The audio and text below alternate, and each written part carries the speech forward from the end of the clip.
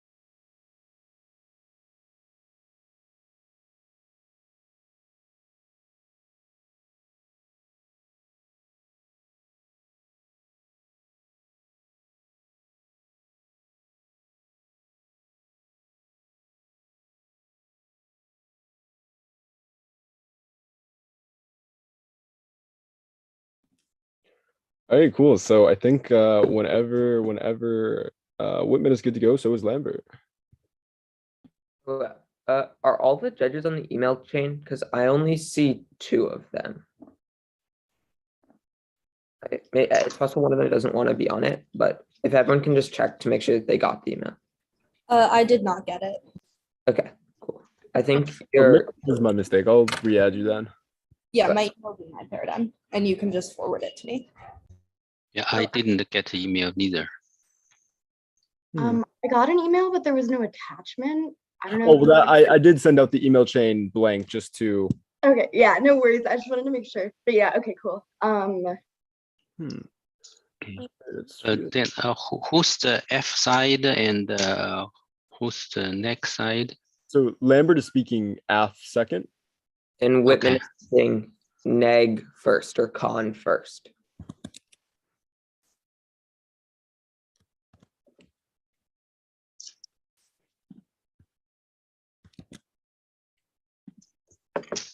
You know, who's the first speaker of each team?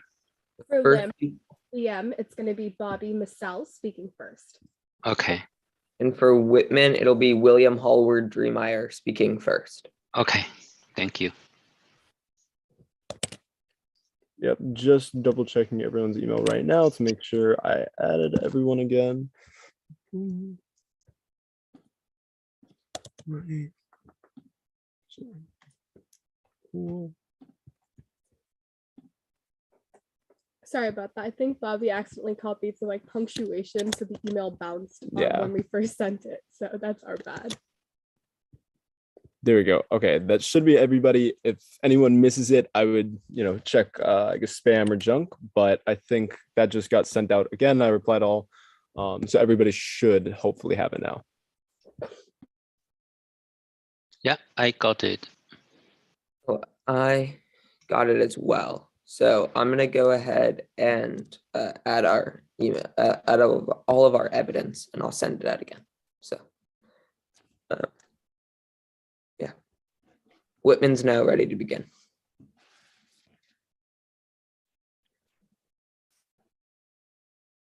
Is everyone else good? Yep. Okay. So for clarification, I will be William Hallward Dreemeyer, the first speaker from Whitman on the con.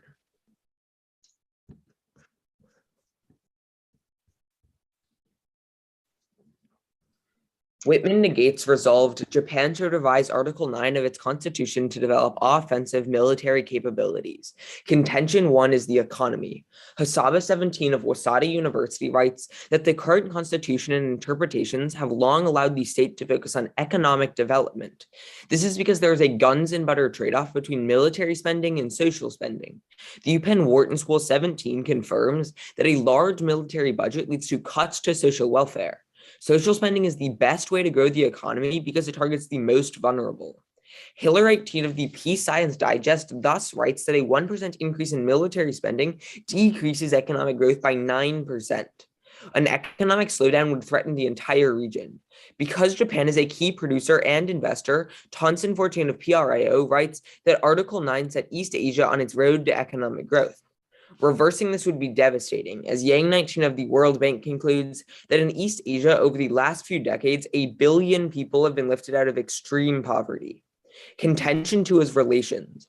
Rodriguez 21 explains that during World War II, the Japanese military committed some of the worst atrocities in recorded history. The number of civilians deliberately killed during Japanese fascism reaches into the millions.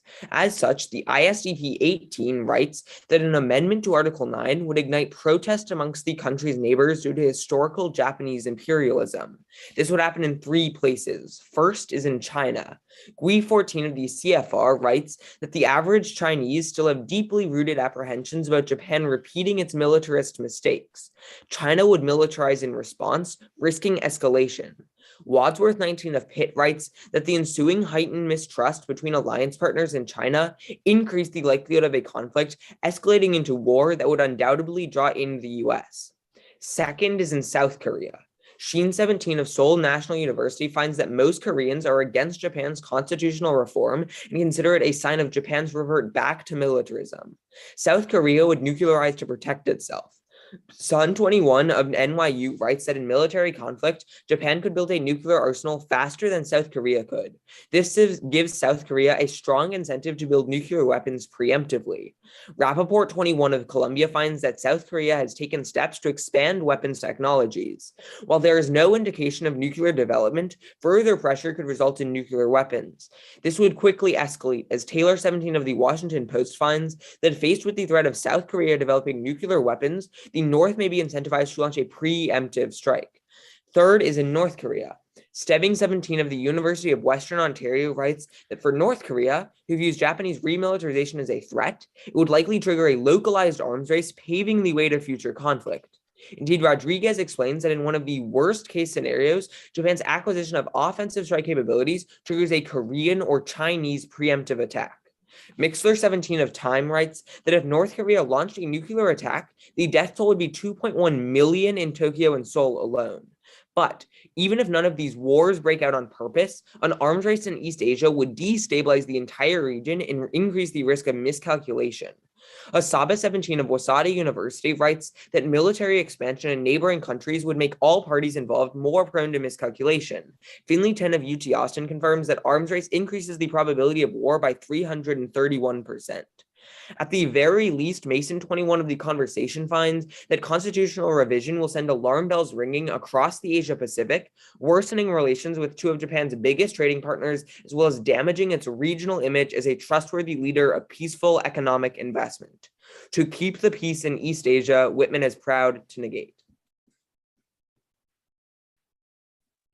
Cool. Monica, did you get everything? Yes, I did, and I sent our doc as well. Cool. And just for everybody's reference, we do recut cards. We just like cut it like this for readability. But is anybody not ready?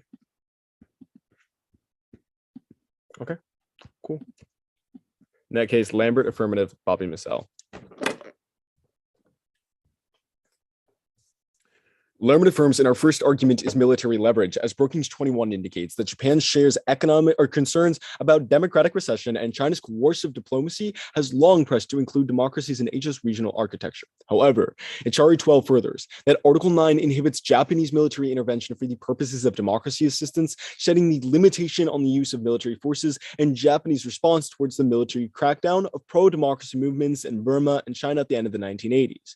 However, Pearson 06 explains that military support has had substantially improved the democratic standing of states, and the democratic changes wrought by military intervention have been long-lived over a 60-year period. That's crucial, as Harpland 11 finds that democracies are less likely to become failed states or suffer civil war. As Stein 12 writes that civil wars have caused over 16.2 million deaths, and that trend gets worse unless you affirm. But our second argument is about averting global unrest. As Blackley 22 writes, as China will decline due to its lack of resources and risk becoming aggressive to achieve economic goals. As Usaku 20 quantifies, that China's economic growth could drop to 1.7% by the 2030s. Brands 22 furthers that the China of the 2020s will be a country whose coercive capabilities are more intimidating as its economic dynamism fades. That could be the worst possible combination, but thankfully, revising Article 9 turns China's decline into a silent one. First is by restoring credibility. As Gulob 22 finds, with COVID, Afghanistan, tensions with Cuba, Iran, and North Korea, the U.S. is overstretched, facing too many perceived threats at once. As Schumann 22 furthers, the perception that America is too weary to sustain its commitments has taken hold with Chinese leadership. As Kordsman 22 finds that the U.S. needs to exercise that strategic triage to balance spending and create real-world strategic partnership with the Allied States. As Lin 16 writes, at the anticipation of a weak response from Japan convinces the Chinese government to advance its interest. But second is deterrence. As Siddhartha Says 18 explains, that Article 9 influences funding restraints and limits contributions to regional security. A defensive force is only an effective deterrent if enemies understand that that force can be used. Because of this, Akiyama 21 finds that the frequency of intrusion by Chinese ships into Japanese waters has drastically increased. And Goro 21 finds that Japan plays a unique role due to its location and economic power. Lomez 18 writes, a conflict in gray zones is of great concern, with the possibility that an accidental clash could escalate and Tokyo could deter Chinese overreach. But finally is bolstering regionalism, as CAD 17 explains that ASEAN's weak commitment for security makes it unlikely that the group will be able to tackle open disputes. Siddhartha 18 finds that no single member of the military strength to challenge the PRC, but with Article 9 revision, ASEAN has an opportunity to leverage one of the regional powers capable of challenging the PRC directly. Japan. As Hydra 19 furthers, with powers like Japan engaging ASEAN members, the emergence of a regional order as opposed to one that is Sino-centric will occur. There are two main impacts to solving the overstretch problem, and the first of which is maintaining global commitments. As Gulob 22 writes, that pragmatic options to deal with overseas crises have lost credibility and become hard to employ. Bendao 22 finds that adjusting foreign policy to reflect available resources is the only way to avoid catastrophic failure. The US is juggling the possibility of at least 4 wars at once, and by shifting burdens to regional allies, the US can strengthen the credibility of its commitments while accommodating for a rising China. That prevents nuclear escalation or conflict in general, as Hankinson 17 finds that tensions stoked by assertive regimes could spark a large-scale war or even potentially nuclear exchange destroying the world. But second is preventing authoritarianism, as Lashitz 21 writes that a competent CCP seeks to make the world safe for authoritarianism and genocide. Freedom will drop around the world as human rights violations are excused, and China's imprisoned more than 1 million people in detention camps. Authoritarian countries will band together to erode human rights. That's why a report by the Freedom House in 2021 writes that the share of countries designated not free has reached its peak since its beginning in 2006. Lashitz concludes that China recently solidified its relationship with Russia and is working with smaller autocratic states. Allies that help balance against the CCP diminish that confidence. Thus, Lee finds that Japan's military normalization pretends the creation of a new alliance system in Asia. Things aren't working, so you affirm. Cool. Y'all ready for cross? Yeah. On your first word. Let's start time now. On your subpoint B, on your second contention, can you explain to me, like, why can't Japan stop Chinese intrusions in Japanese water right now? Well, there's a couple. One, because considering they're considered contested waters, legally there is a lot of ambiguity around what Japan is actually allowed to do. Two, constitution and the legality of it is also super specific, and that they're not allowed to do anything unless they believe that, like, the state of their country's survival is at risk, which means that, as much as Chinese escalation might be occurring, and there is, obviously that makes it easier for miscalculation to occur, it's legally under Article 9 hard to actually implement defense in the status quo. With that, let's take a look at your C1. I'm just like a little bit confused. The United States, largest military budget in the world, and has, the largest economy in the world. Considering Japan's economy is literally set up to take on more debt, why, and they're already spending this quo, why do they have to cut welfare? Just do offensive weapons. Sorry, my internet connection cut out. Can you just repeat your question? Sure, just quickly, considering Japan's economy is set up to take on debt and they're already spending on, defense in the status quo, why do they have to cut welfare to spend on offensive weapons? Okay, yeah. So to answer the part of your question about they're currently spending on defense, the problem is right now they're only spending 1% of their military budget because that's what Article 9 promotes. And so therefore, when you repeal that, they're able to go up to 2%, which is what other countries spend, a doubling in military budget. You have to get that money from somewhere. You can't just constantly take from debt. That's not a good, they are going to have to take it from elsewhere. Well, just to clarify then, that is fundamentally how Japan's economy is set up. That's the kind of the whole point of the reason that they their banks buy back differently, because they buy back directly from the government, but that's besides the point. Just so we're clear, are you then saying that they will continue to spend as much as they are on defense and then also spend that on offensive weapons? Are you saying that for some reason they have to now spend like offensive weapons are more costly? You have to invest more in a military if you now have to do offense and defense. It's possible that the amount on defense goes down, but on net, the amount of military spending goes up because you now have to invest more in military because you have a larger military. That's pretty simple. Also, whether or not Japanese banks buy back directly from the Japanese government doesn't matter. It still is bad economic practice to go into debt every single year. That's still unsustainable, no matter who they're buying back from. Right. But considering they have the ninth, I think largest military right now, even though all of that budget is spent on defense, that's still, regardless of what percent of GDP it is, that's billions of dollars, right? So I'm just a little confused on where you say it could go up to 2%. I'm confused on where you get that arbitrary number from, and why that means no more welfare. The arbitrary number that comes, it's not really arbitrary. 2% is what most countries spend on their military if they have offense and defense. That's where we get it. Okay, cool. Do y'all need anything? Are y'all gonna run prep before rebuttal? I just can't find this evidence, the banned out evidence on your first impact. If you can point me to where that is in the doc, then I'm good to start. Yes, of course. And if we missed putting it in, I'm so sorry, and I will fix that right now. Yeah, don't worry. Oh, I think I did miss that one. Monica, do you know where that is in the drive? Yeah, I do actually.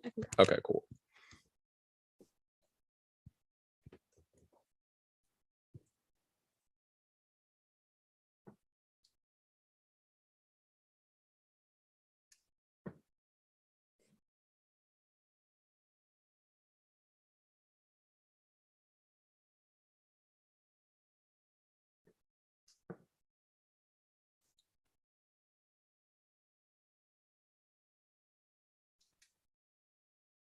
My computer lagged out really badly. Give me just 1 second. Awesome. I've got it.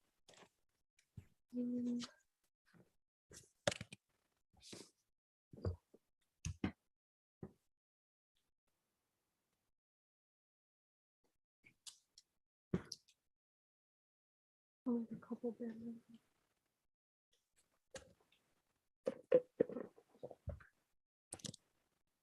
Bobby, can you check the Can you go to the card doc from last round and pull it from there? This is just taking an insane amount of time to open on my end. On the COC dubs, that's the problem. We didn't copy paste on the TC dubs. No, the other after Bobby. Oh my god. Opening anything. Just go to the yeah, sorry. Round we had, this is our drives are not working very well, so we're trying to open up the document. Well, good. Until you've watched novice policy debaters try to send an email chain and I don't know, lose the ability to use Gmail or something for like ever, like you're good. This is totally within a reasonable amount of time. Don't stress.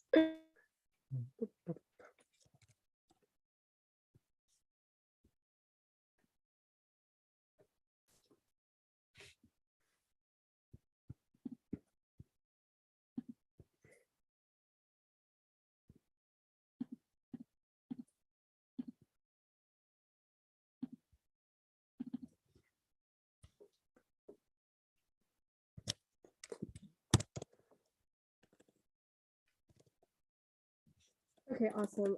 I just got it. Let me put it in. Sorry about that. Do you pref that I put it into the email chain, or do you pref that I put it into like? You can just drop it at the bottom of the doc if that works. Awesome.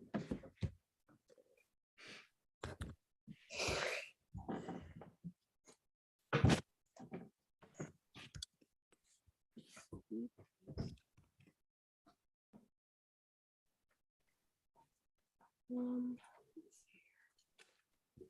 TOC octas.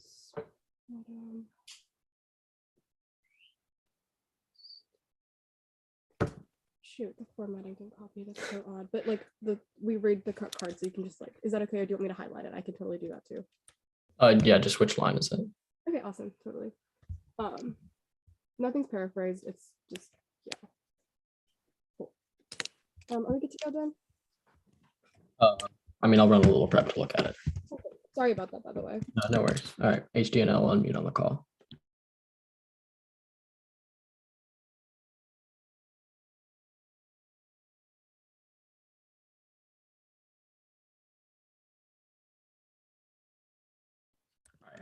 That was 12 seconds. Is everyone ready? Okay.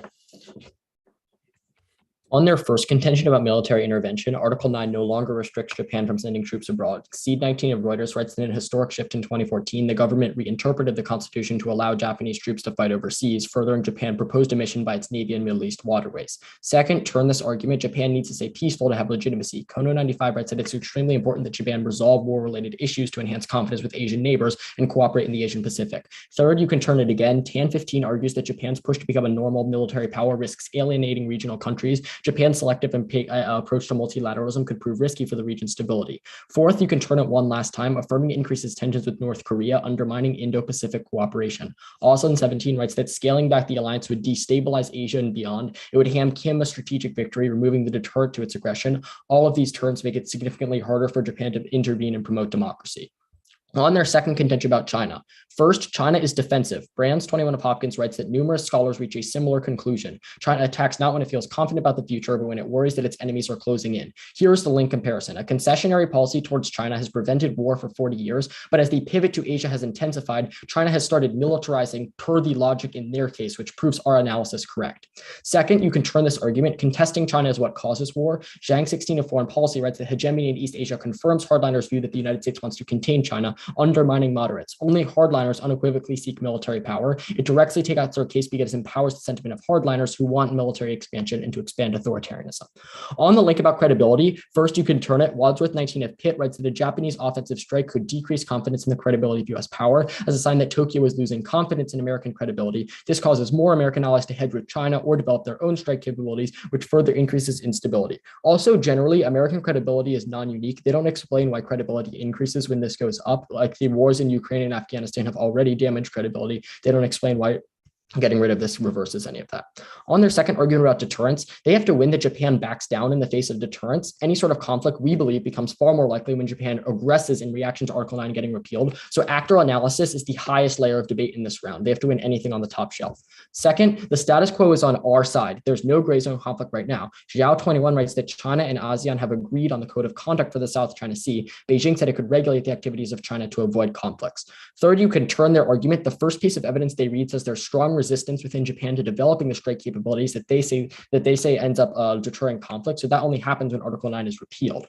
Fourth, even if Japan doesn't need parity to contest China, any semblance of creating deterrence takes forever. Wadsworth 19 writes that it would take a decade to properly equip and train forces for an effective offensive capability, which functions as a turn on their case because China preempts any opportunity to eliminate a deterrent. It takes out all of their arguments on Taiwan, on China, because they invade while a window of opportunity is still open.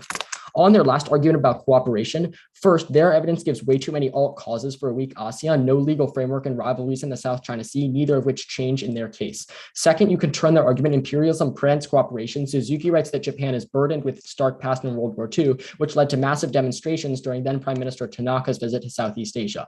Third, their Aizuwaka evidence also takes out their case. It says that Japan can counter China in the region primarily through diplomatic and technological support, none of which is restrained by Article 9.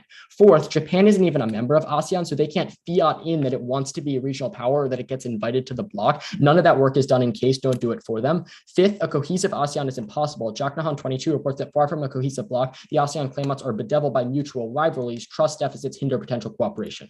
On their first impact about war within the United States, war is not coming. Thayer 13 of New South Wales writes that China's assertiveness does not presage conflict. The PLA has been circumspect and armed conflict in the STS appears unlikely. On their second impact about authoritarianism, it's not reverse causal. Countries don't automatically become democratic once they start aligning with the United States. And countries also eventually reject Chinese offers if it leads to authoritarianism. So there's no link.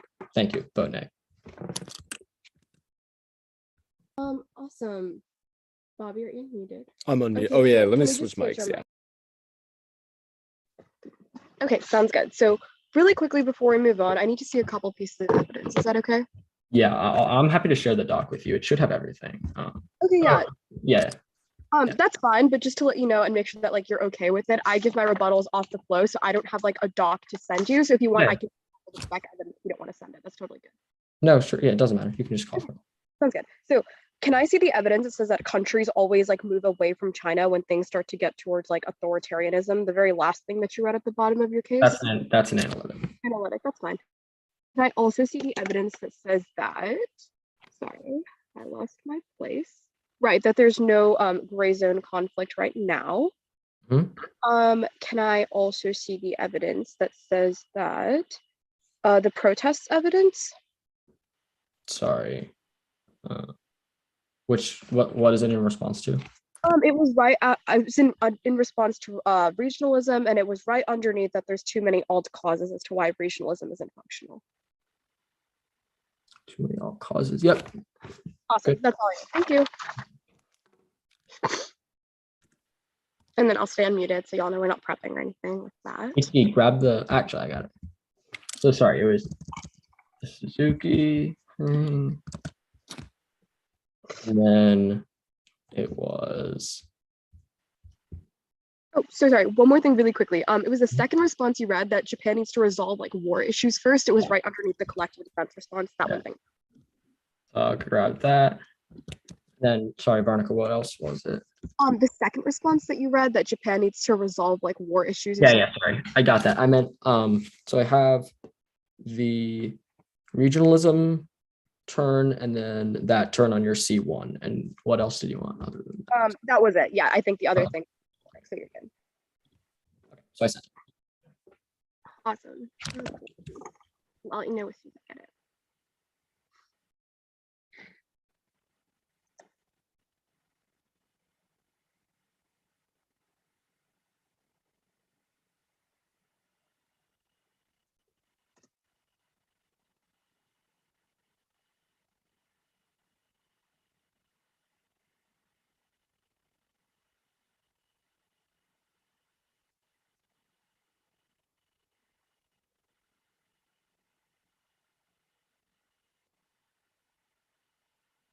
Let me refresh one more time and hopefully I get it.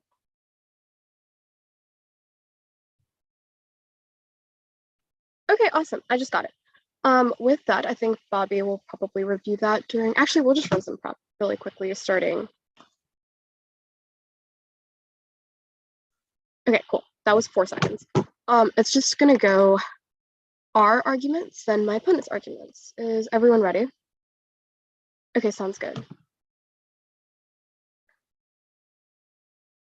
Felix says the highest level in today's debate should be actor analysis, but unfortunately, there's very few warrants behind everything he tells you. Let's start with his first response about collective defense. The biggest caveat to this establishment of Japanese policy is the fact that the Japanese people have to be under threat for them to do anything or go abroad. That's really important because that means Japan can't truly stand up for its allies or truly stand up for the interests of other countries without the Japanese people being in threat, which is why they're not a great leader. But furthermore, he talks about how Japan needs to resolve past war issues and all of that, but recognize that Japan is already doing everything it can to mutually enhance cooperation and confidence today. Because of economic things, they build trust. However, what Japan lacks is the credibility that other allies will think, hey, Japan will stand up for us when things get tough. When you revise Article 9, we reinstate that credibility because the relations have already begun improving. Then he goes on to tell you that, well, regional alliances aren't going to work. They'll never work with Japan, but there's not really any warranting here. Furthermore, they say, well, everything will become bad with North Korea, but that's just an extension of their case. Let's go to the China argument. They say, well, China only gets aggressive when people are closing in, but here's what they don't miss. Even if Japan gets, a revision of Article 9, they will still not be able to completely take over China like they did during the period of imperialism. That's really, really important because today China doesn't see Japan the same way that they did before. They recognize that Japan is nowhere near something that's an existential threat to China. But furthermore, even when the United States' credibility was declining and no one was encircling them, they still lashed out. They still tried to expand militarily, and they're still spreading their influence, which is also why when they go to their next response about hardliners, the cost of war just becomes higher, if anything. Then, on their argument of how Tokyo is going to lose confidence in the United States and how credibility won't go up, the Scripps evidence says that the US specifically wants Japan to revise Article 9. Then they get up and say, well, Japan's going to regress, but there's no warrant here. Again, Felix, where's the actor analysis you were talking about? Then they said there's no gray zone conflict, but that's just not the fact. Like, their evidence just speculates something might happen, but China's literally putting ships into the ocean. They're literally building islands. Like, that's just what's going on in the SQO. Then they say, well, oh, Japan takes way too long to build weapons. What we say is a question of reposturing. They've literally hit the 6th highest spending of their military right now, meaning that they have the funds to invest, and they would just be a question of how they use their existing military. Lastly, on regionalism, they say there's way too many alternative causes, but the fundamental issue with this is why we need Japan. Someone that has credibility to mediate and unify them and advocate for them when countries like China try to run them over. That's why when he says, well, China's countries just reject Chinese authoritarianism, there's no evidence behind this. The fact of the matter is our evidence concludes that countries are becoming more authoritarian. Let's go to their argument about the economy. Remember what I already tell you for the conversation evidence, the Japan military spending has already hit the highest. That means military spending is largely non-unique, but even beyond that, none of their evidence about how economic growth is going to go down is specific to Japan. You probably don't even evaluate this argument because Kishida's platform is based on growing the economy. Let's go to their argument about relations. We say, first off, countries don't act on impulse. They're going to wait and see the kinds of actions that Japan takes, which is why even when they reinterpreted Article 9 and Japan supposedly gained more capacity, there wasn't so much of an offensive measure from any country. Countries have political rhetoric all the time that, hey, we're going to preemptively strike you, we're going to do this, that, and the other, but they would never take the threat of endangering themselves with the United States like their own analysis tells you, or getting into a conflict without a reason for it. But second, we say that so many countries have revised from imperialism. For example, Germany, even China after the Cultural Revolution, simply because they have new governments that do different things. We say Japan is on the same trend. But more on China specifically, we say their Wadsworth evidence is horrible because it only looks at things from a foreign policy perspective without giving regard to the fact that Japan and China are so economically interconnected that China realizes Japan won't ever do anything because they're too reliant on that. On South Korea, the Kim 16 evidence explicitly says that because South Korea is so trade dependent, they would never risk proliferation. Even so, the similar threat perceptions of Japan and South Korea avert that. Lastly, on the North Korean nuclear strike, the sharp evidence says that not only is an arms race happening right now, but even beyond that, North Korea is way more afraid of South Korea than they ever will be of Japan. And the rapid evidence they talk about simply is the worst case scenario with no real warranting as to why North Korea would endanger themselves. Awesome. Are y'all ready for cross? We see South Korea's trade dependent, so they won't get a nuclear weapon. And can we see the sharp evidence that in the response to the North Korea argument? Let me grab that for you. Bobby, can you get sharp? I got no code.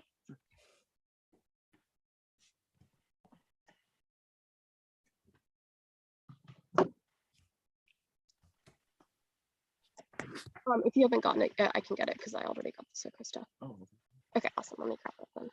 actually, Yeah. You got it. Okay, sounds good.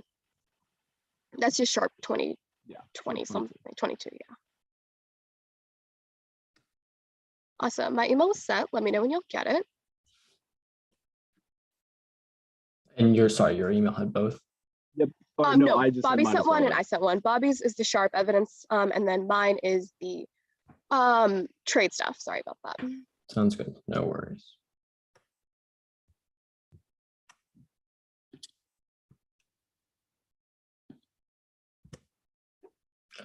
Okay, I have Bobby's. Yeah.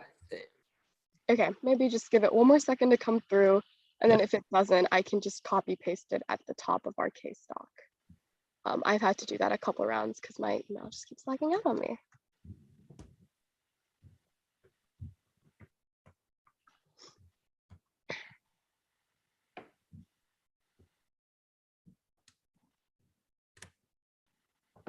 Okay, I think Bobby just got my email, so it should come to y'all as well soon.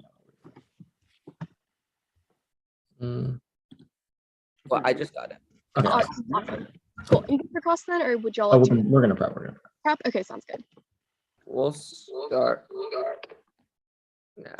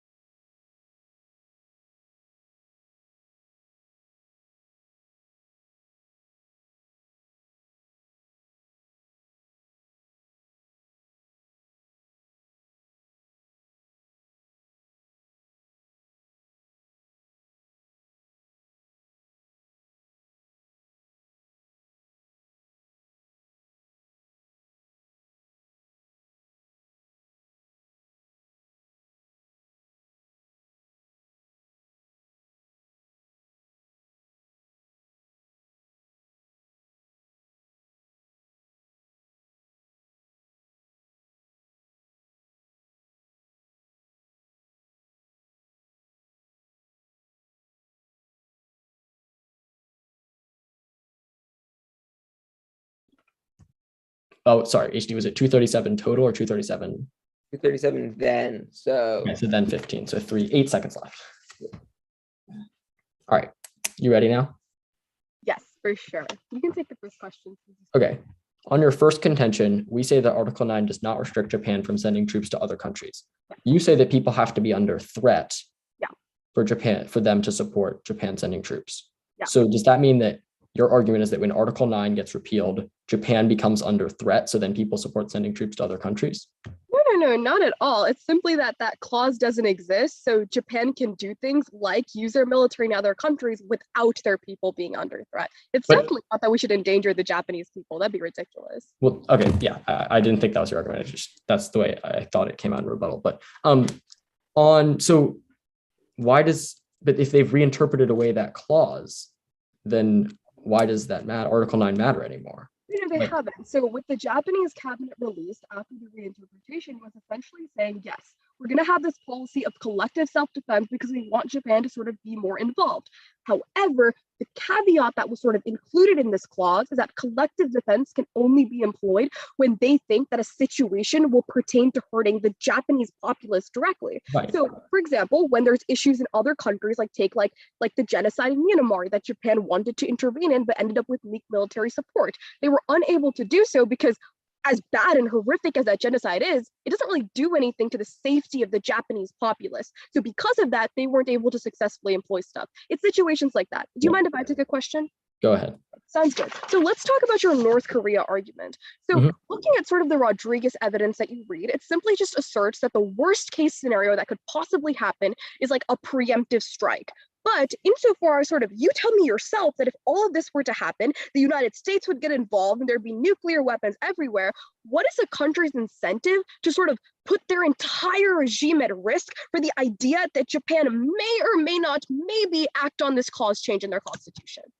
It seems like we both seem to agree that the primary goal of North Korea and the Kim regime is to ensure the survival of their regime. So they view the threat of their historic colonizer and imperializer as increasing when Japan repeals Article 9 and develops offensive capabilities. So they believe that they're put then in a try or die situation. Either Japan will strike them when their capabilities get fully developed, or they launch a preemptive strike before Japan has capabilities and try to eliminate those capabilities before Japan can develop them. Really quick follow-up though, what I'm sort of confused about though, right, is that if Japan isn't taking any sort of indication that they're going to posture against North Korea, whereas literally countries like the United States and South Korea have, and on top of that, like Kim knows that if we fired something at Japan, the United States will for sure get involved.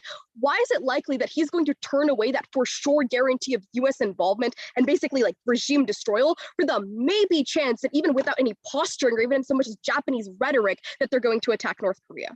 In response to your second part of your question about the United States getting involved, it's just the same response that I gave to your last question. They believe it's a try or die situation. The regime will go down if Japan develops offensive capabilities. In response to the first part of your question about, and I'll just finish answering.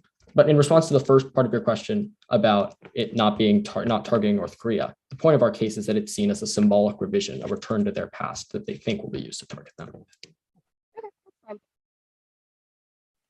Can I see evidence with the caveat? Yeah, definitely. Let me grab that for you.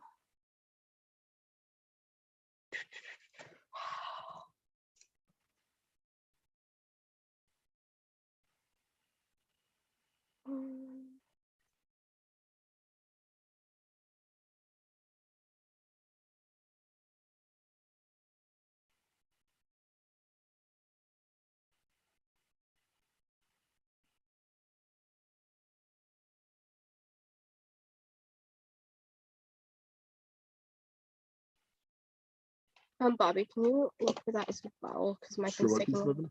evidence? Just that collective defense means that the Japanese populace needs to be endangered. Oh, I have that. Yeah. The Japanese cabinet evidence. Yeah. Yep, I will send that. Show me what piece of evidence it is before you send it, just so it's the correct one that I used in rebuttal, just to make sure we're all on the same page. Is it this? Yes, perfect. Thank you. Cool, I got you. I love his laptop so much more than mine. That's saying something. It's my laptop's slow too. All right, that was just sent. I'll let you know when I get it. Awesome.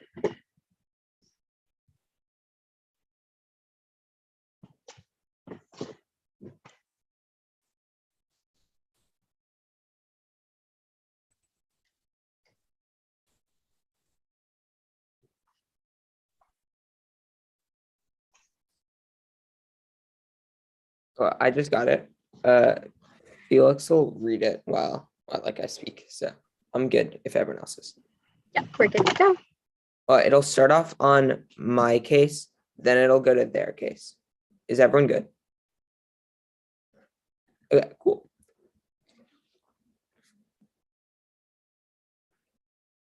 You're going to be voting neg on our second contention. Extend the argument. Rodriguez finds that Japan committed some of the worst atrocities in World War II and has still not been forgiven. We're going for our China link specifically. We finds that China has deep apprehensions of Japan's military, which would cause China to militarize too. Wadsworth finds that would increase the chance of war, especially one including the US. Even if this doesn't happen, a regional arms race would increase the chance of miscalculation, and repealing Article 9 would destroy Japan's image as a regional peacekeeper and trading partner. We're going for the first, start off at the top shelf response. They say that this should have happened with reinterpretations like in 2014. The problem is all of those were defensive, things like allowing for collective self-defense. Obviously, that's not going to put China in risk because they still can't start a war. This changes when you fully repeal Article 9, now allowing them to start a war. That's the difference. Then they try to say that they would that Germany and other countries should prove. No, the problem is that like Germany, for example, was never had a pacifist constitution, but Japan does. So Japan moving away from a pacifist constitution would prove a shift in mindset, which China would interpret as them trying to become aggressive against China. On our link specifically, they try to say that Japan and China are economically tied. If this is true, it would take out both cases because both of our cases are about China starting a war. But also, our evidence is very clear that China thinks that Japan would be willing to actually start the war. At that point, they're going to care more about security than the economy. Go to their case. Start off on the C1. We're going to extend the evidence, the C evidence about how in the historic shift in 2014, the government reinterpreted the constitution to allow Japanese troops to fight overseas, furthering Japan proposed a mission by its Navy in Middle East waterways. They try to say that, oh no, it has to be a direct threat. Obviously, that's not true. This is proven by the empiric that we read in rebuttal about how in 2015, they proposed this mission to the Middle East, even though there was no direct threat to the Japanese people. Obviously, they're able to propose these missions if they want to. With that, go to their second contention. Remember the Brands actor analysis that Felix has at the top of case? We, at the top of this contention, we tell you that China only attacks when other countries are encircling it and closing in. This is proven by the pivot to Asia recently by the United States, causing China to become more aggressive. Empirically, this like concessionary tactic has led to peace for 40 years. They try to say that that there is no existential threat by Japan. We would say sure, but no, they would say that they have deeper apprehensions from history. In addition, they try to say that they lashed out without encircling in the past. No, we would say that there was no war. All of the impacts in this round are about war. We tell you wars never happened for 40 years. That goes conceded. Then they try to say that go to on the first link specifically about credibility. They try to say, oh no, the U.S. wants the shift. Yes, that's because the U.S. wants the shift, so they can play less of the role in Asia. That's going to decrease credibility. On the second contention about deterrence, they just try to say they have the funds to get deterrence quickly. Our evidence, our Wadsworth evidence says it takes 10 years to get the capacity to do it. It's not a question about funds. On C3 regionalism, they can see that Japan isn't part of ASEAN and never will be. That's terminal defense. Okay, awesome. I don't need to call for anything, but really quickly before we start prep, Bobby and I are going to switch our microphones so you can hear me better.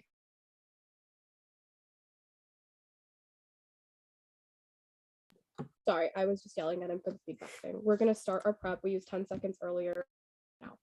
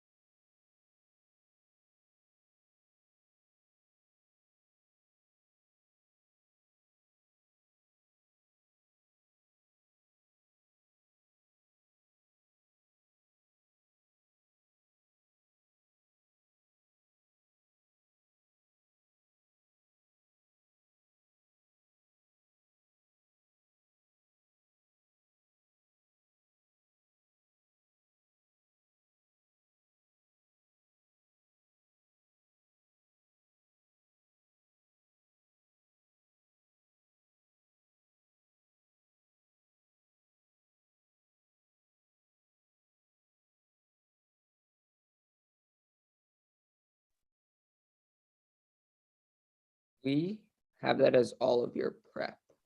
Yep, I got you. We do too? Sounds good. So order of the speech, I'm just going to cover our arguments, a little bit of comparative, and then I'll go over to my opponent's arguments. Is anybody not ready? There we go. Okay, sorry. Now we're good. Our authoritarianism argument is doing pretty well in the round, and it's where you're going to be voting. Let's explain why. We know from COVID to Ukraine to Afghanistan, the United States is fundamentally overstretched, giving regimes like China an in to do what they need to do, whether it's influencing other countries in authoritarianism or genocide in their country, and there isn't a credible response. Our argument is about the credibility of the U.S. alliance, but rather the credibility that someone will respond to defend democracy, and that's what Japan does in an affirmative world when they're unconstrained by Article 9, do balanced spending and create real-world strategic partnerships so that Japan is able to defend democracies and intervene and stop countries from getting away with genocide. If a bad example is set, China spreads authoritarian goals unchecked, it spreads that message that authoritarianism is a viable option, and so is genocide on the world stage. You know that we're seeing a record deterioration between Laos, Cambodia, Myanmar, all continuing to slip to the Chinese grip as the United States grip on the region continues to loosen. They make you 4 general responses. One, they say there was a 2014 reallocation and that they had one proposed thing in the Middle East that proved that to be true. But A, they still fundamentally cannot fight or intervene in some of these other countries for democracy,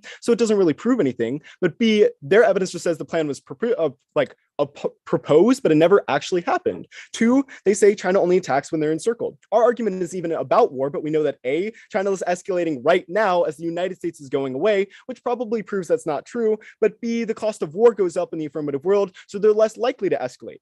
3, they say that the United States credibility goes away because they think that Japan is waning away from them. Problem is that A, the Scripps evidence is conceded that the United States is literally encouraging Japan to remilitarize, so the alliance is more balanced, but B, credibility is already going away now. Finally, they talk about how it takes 10 years to get military set up. And while A, our argument is even about deterring China from going to war, but B, remember what Varnica tells you, that they can easily reposture a lot of their military, right? Switch it from defense to offense. A helicopter acts all the same, so they're able to do at least some defense to deter China. With that, you say go to the weighing. You say you're always preferring genocide over their arguments. Insofar as genocide happens under the cover of the state, war scenarios are hyped up and talked about, so actors like the UN, the US always have a reason to de-escalate pretty peacefully before the war even starts. But when we chase hyperbolic war scenarios that have been predicted for decades, like my opponents try to get you to do, we ignore the slow burning violence that we know is happening right now. You can either chase big magnitude impacts like they're trying to do and get stuck not solving anything, or solve for structural violence that's being ignored. But go over to their arguments. Now, once again, Felix talks about actor incentive, but they just assert our evidence thinks that Japan is going to war with China. Here's 2 problems. 1, China's economically interlinked with Japan, and they know that Japan also is a mutually assured destruction treaty with the United States. If China were to go to war with Japan, that would destroy their economy and likely end up destroying their country. They know Japan has no incentive to strike them because of how interlinked their economies are, and China has no reason to strike. They wouldn't risk their country. And we know that's historically true. When Japan bought the Sinakus, infringing on Chinese sovereignty, we saw literally no military response. Only time we do is when the US pull out. Cool. Are y'all ready for Grant? Yeah. Felix, do you have a question? Yeah, sure. What can you just explain to me how Japan is able to fight for democracy and authoritarianism or stop genocide, even if Article 9 is repealed, and your link is true that Article 9 is the reason why they can't fight abroad? 100%. What Bobby explains to you in summary, as well as our evidence case, is simply that because Japan is one of the oldest democracies in the world, they have the capacity to counterbalance the authoritarian influence of China. So when, countries that are there, so I guess it's kind of manifests in 2 ways. One, authoritarian countries now think they can get away with things like genocide and other really, really horrific things because they think, look, China's doing it unchecked, I guess we can too. So China gives those countries confidence. But beyond that, we think that because Japan sort of has that willingness and that capacity, like they've proven before, to sort of not only counterbalance China ideologically, but give countries someone else to turn to, knowing that if they don't follow China's footsteps, they can still be successful and be successful under the reign of democracy. That example setting is what we say causes that shift, and also what our sort of evidence and authors indicate. I'll take a question. Let's go to the argument on y'all's case about this like China stuff. So I think one of the biggest emphasis that y'all make in this round is on actor analysis. So my question is, given that you do not read any analysis as to why Japan would want to strike China, and you kind of hedge all of your bets on this idea that China thinks Japan is reverting back to imperialism and history. But if all of that is true, why would China base the survival of their regime, the massive US nuclear war you talk about, on a hunch that Japan might do something when there's never any proof that they will? Our argument is not that Japan gains capacity to attack China or Japan attacks China. Our argument, which is backed up by all of this evidence and all the weighing that's done on your second contention that's not responded to, is that China believes that when countries around it become more militarily powerful, there's a threat, which is then when they start the war, which is empirically confirmed by all of the examples in HD's summary. When we use a conciliatory policy toward China generally for the last 40 years, they did not start a war, but increased, like the recent pivot to Asia means that they're escalating right now, as you say in response to this argument. Really quick follow-up. So I'm kind of thinking back to HD's summary, and what I remember is him just simply extending the idea that, well, in the past 40 years, we haven't had a conflict. But what's really, really important is we're not saying that the sort of the doomsday scenario that's going to happen is conflict. We're saying that it's rather going to be like ideological. But that aside, in specific to your case, what Bobby and I tell you in both summary and rebuttal, that unfortunately HD kind of doesn't get to, is this idea that the United States presence has been waning in recent years. That's important. Despite not being encircled, the argument that China continues to militarize more, builds up more nuclear weapons. Even if that's true, the response in summary is that our impact is about war, and China is not starting a war right now, and they have not. I said the words that China is escalating right now as the United States influence continues to wane. Escalating. When the US goes away. I said those words. I talked about how the US is currently pivoting to Asia. That's in my summary. Right, and I addressed, but that's time. We can discuss this in speech.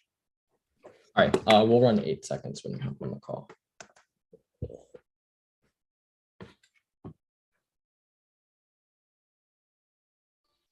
Yeah, you call me. You call me.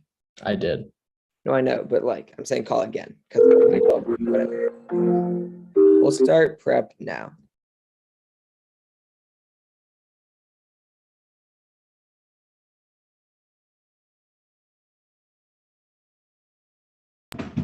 Okay. It's going to start on the weighing debate, and then it's going to go to our case, and then it's going to go to their argument about intervention. Okay. There is not enough work done on this weighing for you to consider new genocide framing in second summary. They don't explain how the United Nations is able to stop a war between China and Japan, so it doesn't specifically take out our scenario. All death is bad. Even so, they've conceded that our argument is a prerequisite. Japan needs good relations to be able to intervene and stop genocide in countries across Asia. So if we win our case that Japan's relations with its neighbors get worse, then that prevents their ability to stop genocide. So you're looking to our case first. Let's go there. The only response is number one, that they're economically linked, and that number two would risk war with the United States. Group both of these. They have conceded the front line that China believes that when Japan develops offensive strike capabilities, that will be used to target its country. So China believes that Japan repealing Article 9 is a reversion back to its militaristic past and a sign that the Chinese state and economy will no longer exist because Japan is militarizing now. All of the actor analysis here is conceded and completely undercovered in their summary. Our Brand's evidence indicates that China attacks when countries are closing in, which is why while there was no war for 40 years with a concessionary policy, China only started aggressing when the United States started pivoting towards Asia. All of that uniqueness is on our side. On their flow, on the China argument, they have two responses. First, they say China's escalating right now. Yeah, they're escalating right now because we're pivoting to Asia right now. And even if they are escalating, it's not war. The only way a war starts is when Japan repeals Article 9. Then they say that it increases the cost of war through deterrence. They have conceded that China does not care about deterrence. That is, it escalates when the cost of war goes up. It does not get deterred. Okay, so that's the China debate. But the only offense they have left in the round, they're not winning. Our Sieg evidence finds that Article 9 no longer restricts Japan from sending troops abroad. The cabinet has interpreted Article 9 to allow for collective self-defense, meaning Japan can do the kinds of interventions that they say are so crucial to stop genocide. They say two things. First, they say Japan can't fight for democracy right now. That is untrue. Clearly, Japan is able to fight for democracy because they sent a mission to the Middle East to do the kinds of things they say. Then they say that the mission was only proposed. but it went through. So they're staking their whole case on the idea that this mission was proposed. I'm happy to send you our evidence. It says that it went through. So they have no case. Very simple ballot for the nay. Okay, sounds good. So it's going to be my opponent's arguments. Actually, it's going to start on our argument about authoritarianism, then my opponent's arguments in panel. Is everyone ready? Okay. My opponents lose this round when their summary chalks up this entire debate to be about 4. Our argument is everything but that. The fact of the matter is now, like Bobby extends the goal of evidence, that the United States commitments are waning, and he gives actual examples pointing out between the pullout in Afghanistan, the fact that they're not actually committing troops to East Asia, and the disaster scenario that happened in Ukraine. Not only do our allies not trust the United States, but China doesn't either. That's really important because China now thinks they can get away with whatever they want. And it's not just China, it's other authoritarian regimes too. They think no one's going to check us. We can do whatever we want, which is why the Freedom House evidence concludes that it's increased almost 75%. That's really devastating because you know that over 1 million people in China are being genocided in this moment. But when you revise Article 9, you not only counterbalance China ideologically, but you give Japan the credibility so other countries can say, hey, look, there is a route that is not China, that is not authoritarianism, that's successful and credible. The one response that Felix hedges everything on is this idea that, well, they have collective defense. Take their argument at their highest ground. Our argument is still perceptual that countries don't see the credibility with Japan. But even beyond that, Bobby's front line is stellar. Our evidence explicitly says they can only go in when it's about Japanese survival. That doesn't matter if they did one random excursion in the Middle East when they literally do not have the back of their allies as per literally the evidence given by the Japanese cabinet. That's why let's go to the weighing debate. The prereq that they give you is, oh, we need good relations with our allies. The only country they talk about is China. We don't need good relations with China to counter China. This prereq makes no sense at all. But the genocide weighing is really, really good. Felix concedes the second part of what Bobby says, that because genocide happens under the cover of countries, it's never focused on. Big war scenarios are always going to be publicized in the media and taken care of, which is why they always get addressed first, and the genocide of millions of people gets pushed aside. So let's go to their case. The biggest concession that they make is that Japan's not going to intervene. He talks a lot about actor analysis, but China knows that Japan needs China. China's a pretty smart country. They would never think a country that's reliant on them is going to attack them. Beyond that, China's not going to risk their regime's survival of a US nuclear war. At that point, because China's a smart country and Japan only makes it harder to fight. Good round, Lambert. Good round, y'all. Yeah. Always fun debating. Yes.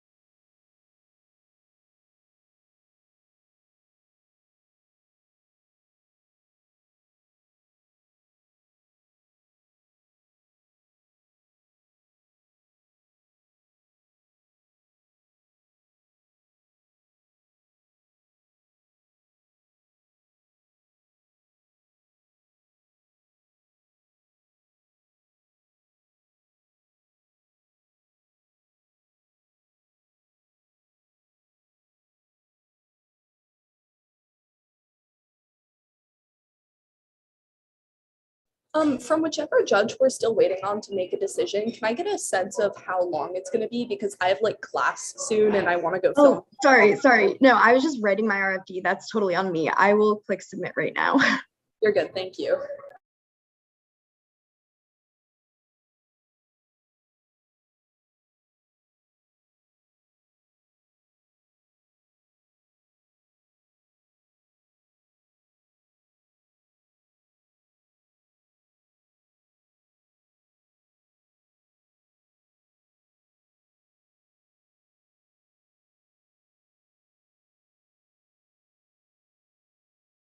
Okay. I gave the last decision, so I will like start this off. Firstly, congratulations on making it to octos of the TOC. Both teams did an amazing job, and this was a great debate. So this was a 2-1 for the AF.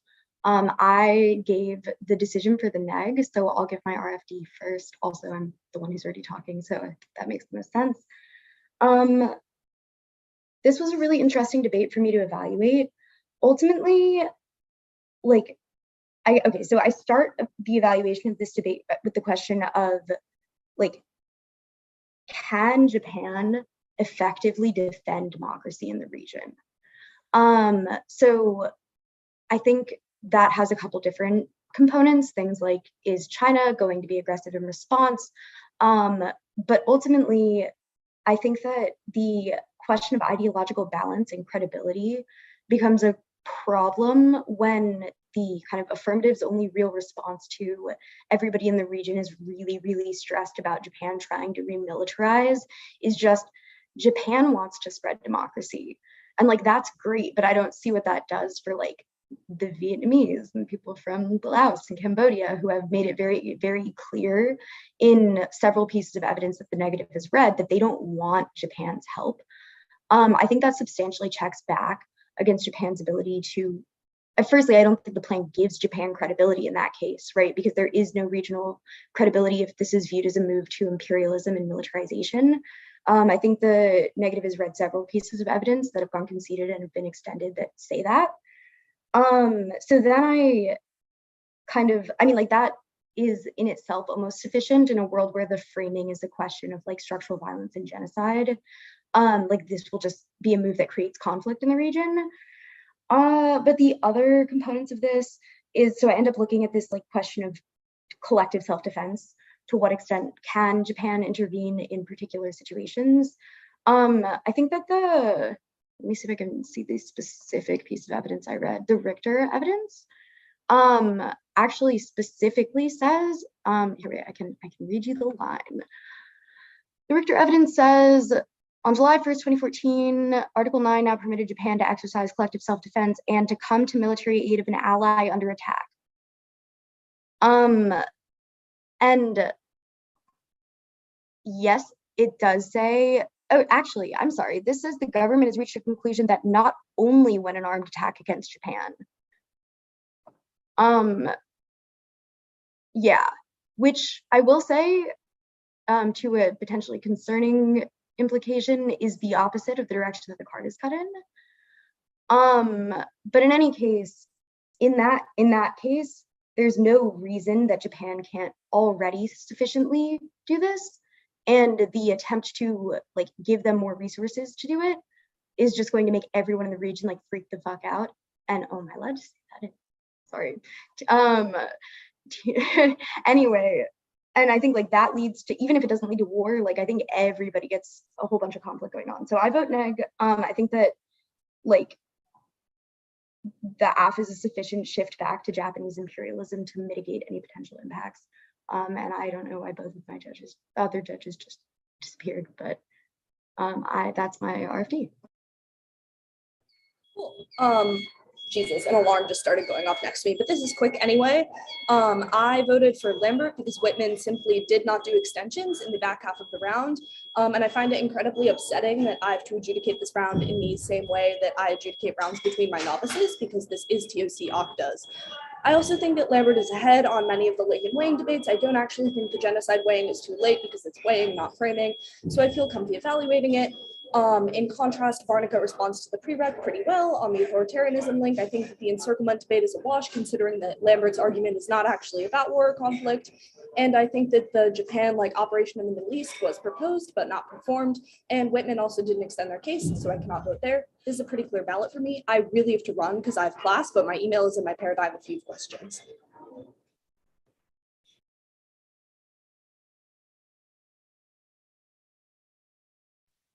Okay, I'm the last one. I'm basically I base my judgment on the technical side. I'm not like use my own opinion to judge the if the case is right or is wrong or something like that. Basically, both presented their case very well, especially the first speaker of NEC team, very well organized and concisely, and both did balancely in the rebuttal. But I think the second speaker of the a little bit better than the other sides. So that's why my votes goes to.